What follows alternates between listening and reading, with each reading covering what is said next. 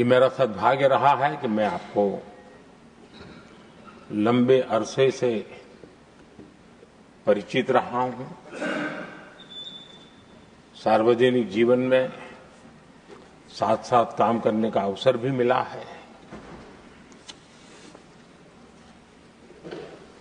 लेकिन प्रधानमंत्री के रूप में जब मुझे यहां दायित्व मिला और जब मैंने आपको अलग अलग जिम्मेवारियां में काम करते देखा, तो मेरे मन पर अतिशय सकारात्मक भाव जगना बहुत स्वाभाविक था। क्वायर बोर्ड के चेयरमैन के रूप में हिस्टोरिकली हाईएस्ट प्रॉफिट वाली इंस्टीट्यूशन में कन्वर्ट करना,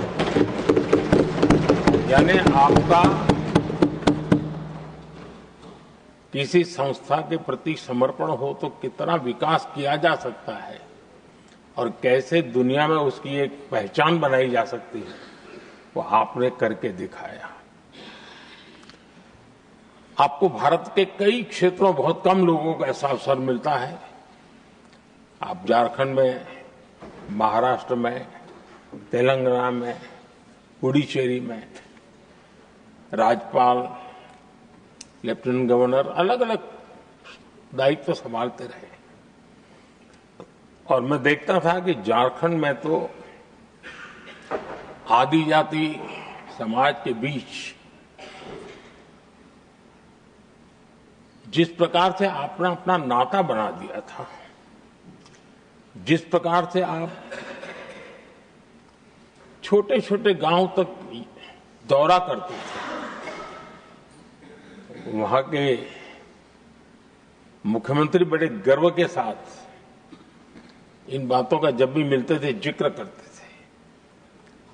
और कभी कभी वहां के राजनेताओं के लिए भी चिंता होती थी कि हेलीकॉप्टर हो या न हो, इसकी कोई परवाह किए बिना जो गाड़ी है आप चलते रहते थे। रात को छोटे छोटे स्थान पर रुक जाना, ये जो आपने एक अपना सेवा भाव था, उसको राज्यपाल के पद पर रहते हुए भी जिस प्रकार से आपने उसको एक नई ऊंचाई दी, इससे हम भली भांति परिचित हैं। मैंने आपको एक कार्यकर्ता के रूप में देखा है,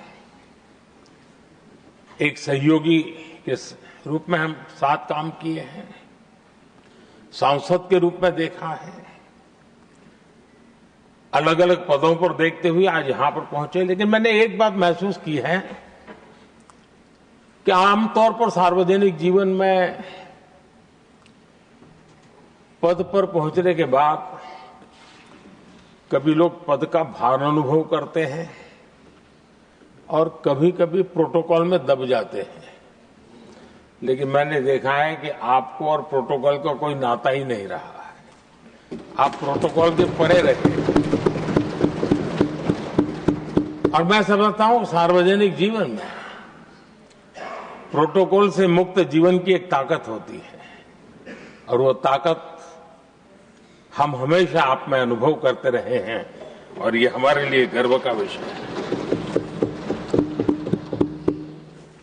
आदरणीय सभापति जी, आपके व्यक्तित्व में सेवा, समर्पण, संयम, इन सभी बातों से हम भली भांति परिचित हैं। वैसे आपका जन्म तो डॉलर सिटी में हुआ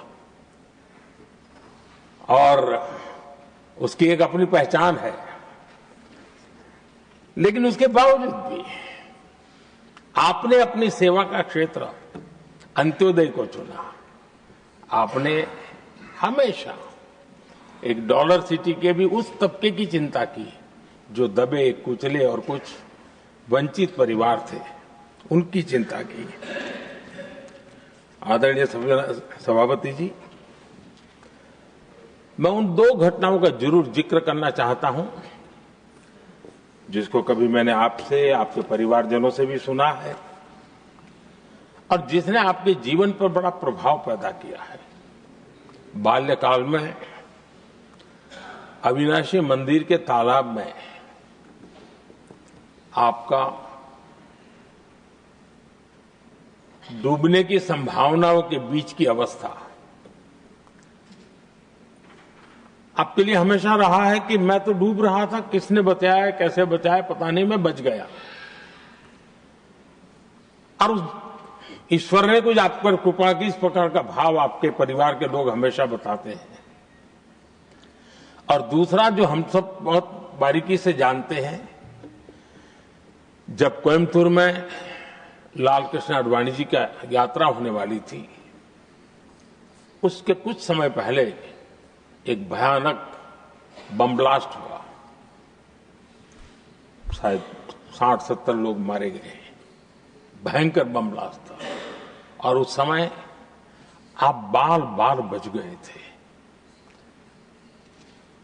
इन दोनों में जब आप ईश्वरीय शक्ति का संकेत देखते हुए अपने आप को समाज के प्रति अधिक समर्पित भाव से काम करने की जो आपने वजह के रूप में उसको कन्वर्ट किया, ये अपने आप में एक सकारात्मक सोच से बना हुआ जीवन का प्रतिबिंब है।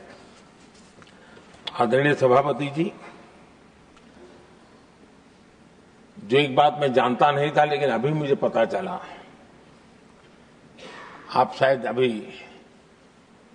उपराष्ट्रपति बनने के बाद काशी गए थे और आपका काशी का दौरा था, तो एक सांसद के नाते स्वाभाविक रूप से मेरा मन वहां सब कुछ ठीक ठाक हो ही रहता है। लेकिन आपने वहां एक बात बताई जो मैंने सुनी, मुझे मेरे लिए नई बात थी। आपने वहां कहा कि आप वैसे तो नॉनवेज के आदी थे, लेकिन जब पहली बार आप काशी गए थे जीवन में और काशी में पूजा वगैरह की, मां गंगा को अपने आशीर्वाद प्राप्त किया मां गंगा से, और पता नहीं आपके भीतर एक संकल्प जगा और उस दिन से आपने तय किया कि आप अब नॉनवेज नहीं खाएंगे।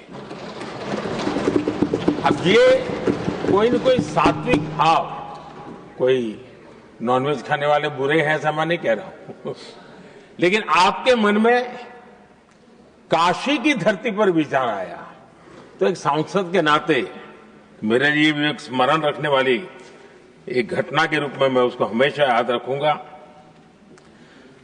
भीतर कोई न कोई आध्यात्मिक भाव जो इस प्रकार की दिशा में ले जाने की प्रेरणा देता है।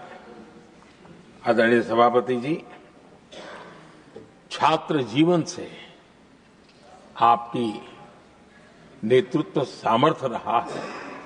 आज राष्ट्रीय नेतृत्व की दिशा में आप हम सब का मार्गदर्शन करने के लिए यहां विराजमान है, यह हम सब के लिए गर्व का विषय है। आदरणीय सभापति जी, आप लोकतंत्र के रक्षक के रूप में अपनी जवानी में, युवा अवस्था में, जब किसी को भी सरल मार्ग से जाने का मन कर जाता है, आपने वो रास्ता नहीं चुना, आपने संघर्ष का रास्ता चुना।